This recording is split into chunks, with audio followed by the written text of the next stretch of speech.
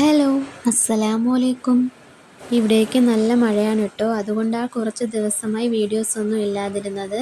നിങ്ങളുടെ അവിടെയൊക്കെ എങ്ങനെ, മഴയൊക്കെ ഉണ്ടോ? മഴ ഒന്ന് തോർന്ന് നിന്നപ്പോൾ പുറത്തേക്ക് ഇറങ്ങിയതാണ്.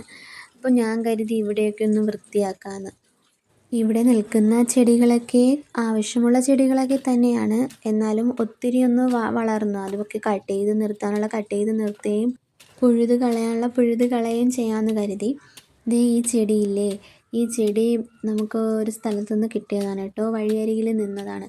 അപ്പോൾ അതിനും മണ്ണൊക്കെ ഒന്ന് ഇളക്കി കൊടുത്തു. ഇതില്ലേ, ഇതൊരു തരം ചീരയാണ് കേട്ടോ. ഈ ചീരയില്ലേ, ഇത് കണ്ണിൻ്റെ കാഴ്ചയ്ക്കൊക്കെ എന്തോ നല്ലതാണെന്നൊക്കെയാണ് പറഞ്ഞ് കേട്ടിട്ടുള്ളത്. ഞങ്ങളങ്ങനെ ഈ ചീര തോരൻ വയ്ക്കാറൊന്നും അധികം എടുക്കാറില്ല.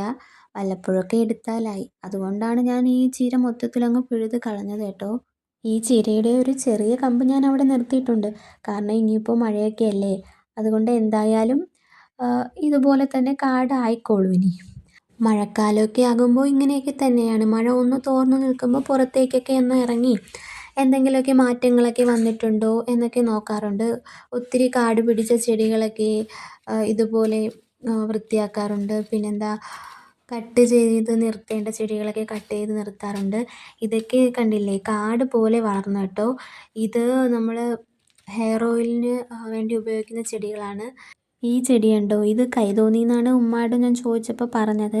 ഇത് ഒത്തിരി ഔഷധ ഗുണങ്ങളുള്ള ഒന്നാണെന്നാണ് ഉമ്മ പറഞ്ഞത്. അപ്പോൾ അതും ഒരുപാടങ്ങ് കാട് പോലെയായി. അപ്പം ഞാൻ കരുതി കുറച്ചൊക്കെ ഒന്ന് പൊഴുത് കളയാമെന്ന്. മിക്ക ആളുകളും ഞാൻ ഉൾപ്പെടെ കേട്ടോ, അധികം ചെടികളൊക്കെയാണ് നടാറുള്ളതും കൂടുതൽ ഇഷ്ടവും. കാരണം എന്താ, അത് പൂവിടാറുണ്ട്, നല്ല ഭംഗിയാണ്. പക്ഷേ അങ്ങനെ വൃക്ഷങ്ങളൊന്നും വെച്ച് പിടിപ്പിക്കാറില്ല. അങ്ങനെ ഞാൻ കണ്ടിട്ടില്ല കേട്ടോ. ഞാനും ഇതുവരെയും അങ്ങനെ മരങ്ങളൊന്നും വെച്ച് പിടിപ്പിച്ചിട്ടില്ല. പക്ഷേ ഇല്ലേ, നിലച്ചു പോകാത്ത സ്വതക്കെയാണ് വൃക്ഷം നടുന്നതെന്നൊക്കെയാണ് പറഞ്ഞ് കേട്ടിട്ടുള്ളത്. വൃക്ഷം നടുന്നതായാലും കിണർ വെട്ടുന്നതായാലും അതൊക്കെ. കാരണം ഇല്ലേ, നമ്മൾ മരിച്ചു കഴിഞ്ഞാലും അതിൻ്റെ പ്രതിഫലം നമുക്ക് ലഭിച്ചുകൊണ്ടേയിരിക്കും. അതുകൊണ്ടാണ് കേട്ടോ അങ്ങനെ പറഞ്ഞിട്ടുള്ളത്. അതുകൊണ്ട് തന്നെ ഇനിയൊരു മരമൊക്കെ വെച്ച് പിടിപ്പിക്കണമെന്നൊക്കെ ഉണ്ട്. പിന്നെ നമ്മുടെ വീട്ടിൻ്റെ ബാക്ക് സൈഡിലൊന്നും അങ്ങനെ ഒത്തിരി സ്ഥലമില്ല കേട്ടോ. ഒരു മരം നടാനുള്ള സ്ഥലമൊന്നും ഇല്ല.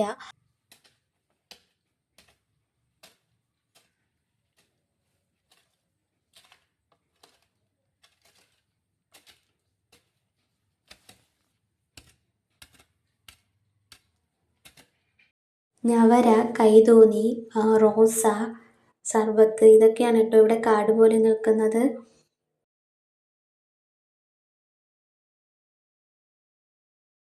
ഈ ജോലികളൊക്കെ ആരും പറഞ്ഞിട്ട് ഞാൻ ചെയ്യുന്നതൊന്നും അല്ല. കിളയ്ക്കാനും കാടൊക്കെ പുഴുകാനും അങ്ങനെയൊക്കെയുള്ള ജോലികളാണ് എനിക്ക് ഒത്തിരി ഇഷ്ടം. അതുകൊണ്ട് തന്നെ ഞാൻ ഇതൊക്കെ ആസ്വദിച്ചാണ് കേട്ടോ ചെയ്യുന്നത്.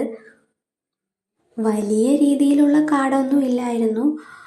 ഉള്ള കാടൊക്കെ ഒന്ന് പുഴുത് കളഞ്ഞതിന് ശേഷം പിന്നെ ഇവിടെയൊക്കെ ഒന്ന് അടിച്ചിടാമെന്ന് കരുതി, അടിച്ചു വാരി ഇടാമെന്ന് കരുതി. അപ്പോൾ അത്യാവശ്യം വൃത്തിയായി കിടക്കുമല്ലോ. അപ്പോൾ പ്രത്യേകിച്ച് മഴയും കൂടിയൊക്കെ ആയതുകൊണ്ട് തന്നെ പുറത്തോട്ടൊക്കെ നോക്കുമ്പോൾ തന്നെ നമുക്കെന്തോ മനസ്സിന് വല്ലാത്തൊരു പ്രയാസമാണ്.